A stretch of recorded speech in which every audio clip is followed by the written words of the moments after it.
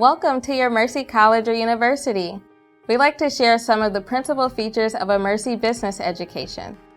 Mercy Business means concern for the less fortunate, especially women, children, immigrants, minorities, and the marginalized. A pragmatic approach to solving social problems through ethical business practices. Service learning that carries out the corporal and spiritual works of mercy. An emphasis on sustainable business practices that protect the environment. So what does the Mercy story add to the work of business education? Who are the characters? What are the embodied values? The list of characters begins with two women, Catherine Elizabeth Macaulay and Mary Ann Doyle, who established the House of Mercy in 1827 in Dublin, Ireland, a training center for domestic workers, an educational program for women, and a retail enterprise. Shortly thereafter, Catherine Macaulay, with Mary Ann and others, founded the Sisters of Mercy as a religious congregation, essentially an order of nuns. The Sisters of Mercy are dedicated to works of mercy, feeding the hungry, visiting the sick, educating the ignorant, clothing the naked, comforting the afflicted, counseling the doubtful. The congregation soon spread to other countries, in England, Australia, New Zealand, Latin America, Central America, the Philippines, Africa, and of course, the United States and Ireland.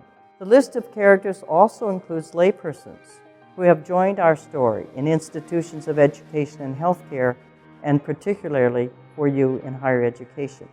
In the U.S., there are 17 Mercy colleges and universities in 10 states, serving some 40,000 men and women, approximately 5,500 of whom are enrolled in business programs. These institutions represent the largest number of Catholic colleges and universities sponsored by any group of women in the United States, and the second largest constellation of Catholic institutions sponsored by any group, men or women.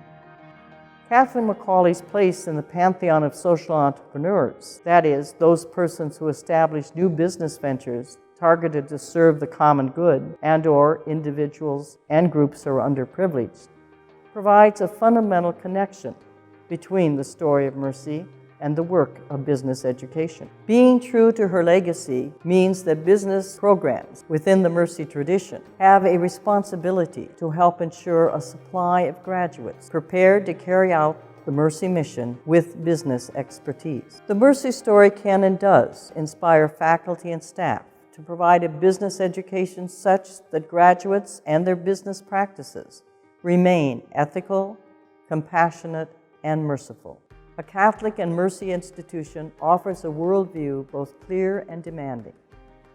The world as a global village, education as a work of mercy and justice, solidarity in the common good as essential human perspectives, the necessity to live in peace and nonviolent relationships, the responsibility to care for all creation, the mandate to choose with a preferential option for persons who are poor, for the well-being of women and children. In particular, the Sisters of Mercy in the 21st century see several critical concerns calling for the exercise of works of mercy and justice. A concern for women with special attention to women's education, health, and spirituality. a concern for racism, work to dismantle institutional racism in order to become an anti-racist, multicultural community. A concern for immigrants, for just and humane immigration laws in the U.S., for examination of the policies that push people to flee their countries, and an understanding of the global impact of immigration. A concern for nonviolence, working for people through prayer, education, personal and communal practices of nonviolence, advocacy for a reduction of armed conflicts, gun violence, and human rights abuses. A concern for the earth, recognizing the need for sustainability of life, support for lifestyles, and legislation that acknowledges everyone's right to water and the need to address climate change. Business programs within Mercy institutions can advance these critical concerns in many ways.